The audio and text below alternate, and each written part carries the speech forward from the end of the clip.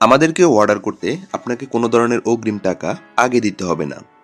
আপনি কি অনলাইনে কেনাকাটা করতে ভয় পাচ্ছেন? কারণ অনলাইনে একটি প্রোডাক্ট দেখিয়ে অন্য প্রোডাক্ট দিয়ে দেয়। প্রোডাক্টটি হাতে পাওয়ার পরে প্রোডাক্টটি দেখে বুঝে তারপরে পেমেন্ট করবেন।